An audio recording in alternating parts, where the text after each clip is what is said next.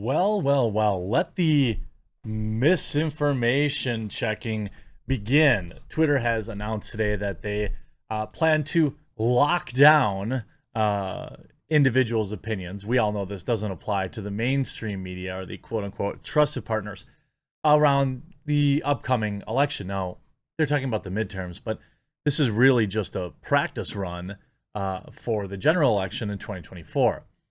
If you're like me, you've been following this and you've been very, very concerned about the level of power that social media exerts over opinion.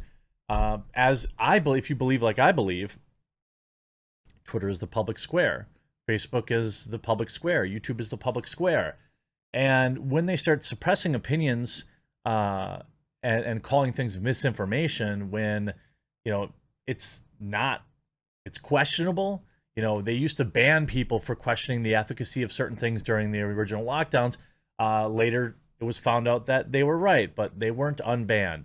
You're not allowed to have an opinion about certain things, and it's very, very concerning, this new rollout on Twitter, and I'm sure other social medias going to be quick to follow. Just a super quick word from important channel sponsor. It's your boy, Raid Shadow Legends. Huge shout out to this video sponsor. It's your boy, Raid Shadow Legends. Now, you've heard of Raid Shadow Legends, and you know there's a ton of champions. In fact, over 600 of them. But it's also got an insane variety of bosses, too. Let's put one of them in the spotlight today. I've picked Minotaur. I've always loved Minotaurs my whole life in fantasy and D&D and Magic the Gathering and everything else. We need scrolls, and he's got all of them. So it's into his labyrinth we go. Luckily, the Minotaur is one of Raid's simplest bosses. His main mechanic is twofold. He will hex some of your champions to deal extra damage to them, and he deals bonus damage for 2 turns, but takes bonus damage on the 3rd turn. And this month, Raid's got great non-stop schedule of special events activities, including Forge Pass Season 3, with some amazing rewards on offer, including limited edition artifact set. If that's not enough, Raid's bringing out some new champions along with awesome looking champion skins for the incredible Madame Ceres. Later this month, Raid is giving everyone's favorite champion the upgrade he deserves. You might have seen his struggle for awesomeness in Raid's hilarious videos, but finally Death Knight is becoming a legendary champion. It's something we've all been waiting for, and I can't wait to see how Ultimate Death Knight turns out. There's never been a better time to get started. New players use my link or scan the QR code right over here and get a free starter pack worth almost $30. A free champion, Tyrell. It's that easy. Just click the link in the description and I'll see you in the game. Now, I see this initial tweet this morning from Twitter Safety. Starting today, we will be enforcing the civic integrity policy, fancy name, in the context of the 2022 midterms.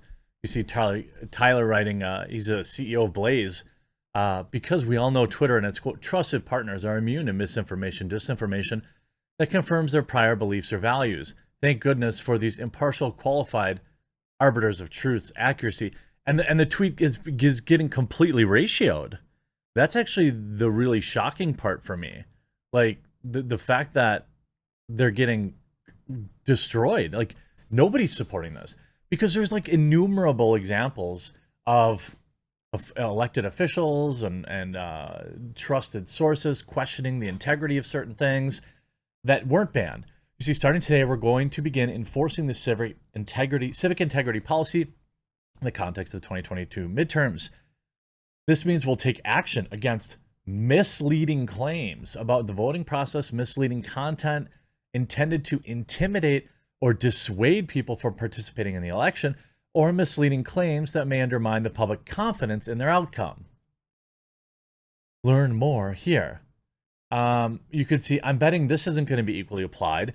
You could see a Democrat here saying, reminder, Brian Kemp stole this from Georgians. Just say it, you'll be ramping up the censorship in service of power. What Twitter really means is they're going to censor Christians, conservatives, and Republicans in the United States because we don't hold to Twitter's beliefs ideology.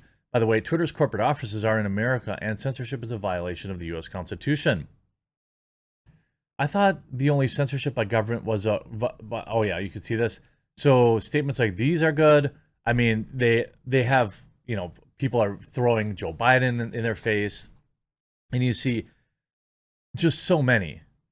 So many. Saving democracy by silencing voters. Bold move. And the quote tweets are just even more hilarious. Just getting absolutely demolished. There's only 300 likes on this. 300. So who's asking for this exactly? It's like who asked YouTube to remove the dislike button. We know who asked. At the time, the White House was getting getting crushed by dislikes.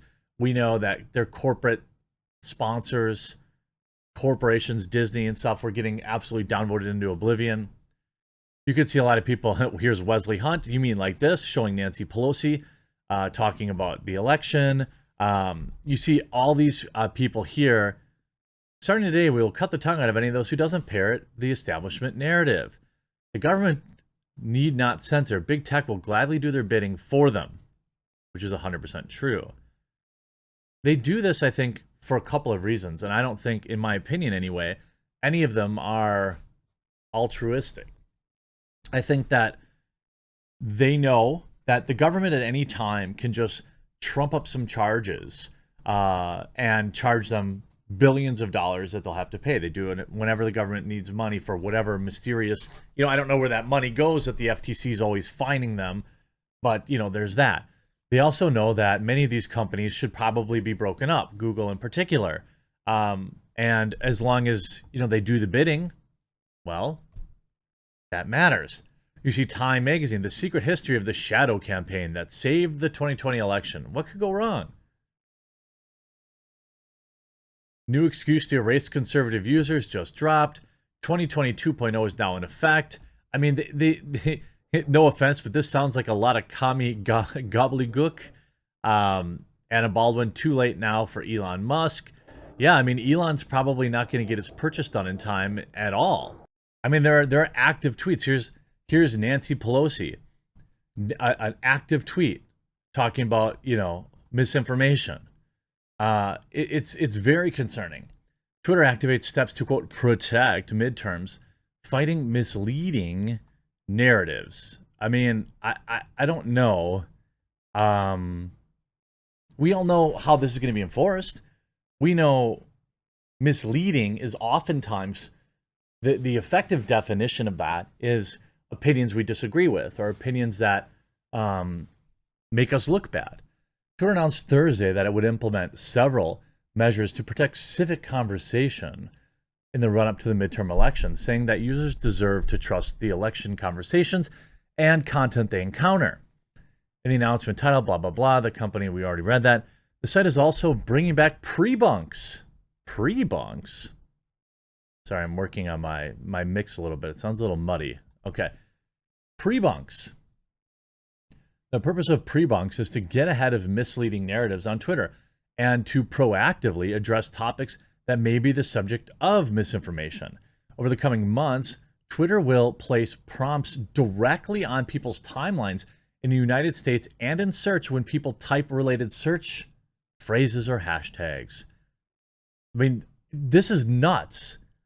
I mean, I'm like expecting that Elon has said something about this, but I don't know if he has. Likewise, the social media company will, quote, be educating users on how to identify fake news. Keep an eye on Twitter safety for media literacy tips and suggestions on how to spot misinformation. During, of course, the 2020 election, Twitter notably censored an explosive New York Post story about then Democrat presidential nominee Joe Biden's son. The article focused on, of course, the computer. The head of Twitter's site integrity team told the Federal Election Commission that the company censored the story because United States intelligence officers, quote, shared rumors that contained potentially hacked information, despite no evidence emerging that the information was in fact hacked. Well, they did it to protect Joe Biden. I mean, there's no question about it. I don't know that it would have swayed the election, especially like last minute stuff like that. I don't think really is enough to sway people's opinions, but then Twitter CEO Jack Dorsey told the Senate Judiciary Committee during a hearing last year that the company had, quote, made a mistake by censoring the story. Oh, well, all's forgiven. I mean, it's absolutely nuts. You see, Jack Posobiec tweeting Hillary Clinton talking about it. Oh, Twitter safety better ban this dangerous stuff. I mean, it's actually insane how much control, and it's like nothing changes, right? Okay, Elon's not tweeting about anything. Okay, remember this. Remember when Trump ran on, you know, essentially, hey, I'm gonna drain the swamp, big tech censorship. This is important, you know, that I get it and get this under control, and it's bad, which we all agreed on. Now, due to, I think, in part, you know, the fact that many in his own party weren't working with him, he didn't get anything done. But I think in general, I mean, in terms of Section 230 and things of that nature, but most people agree that Section 230 needs to have another look at it, except for, well, all the people that are on the side that it benefits, because it's obviously selectively enforced, at least in my opinion. And this is actually, you know, this is Twitter being very nervous. Twitter rolls out election misinformation enforcement ahead of midterms. You know, you can see it here. They went from post hoc justifications for it to calling it in advance. I mean, absolutely insane stuff.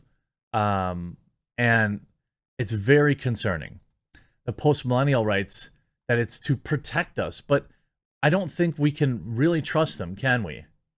I really don't think we can.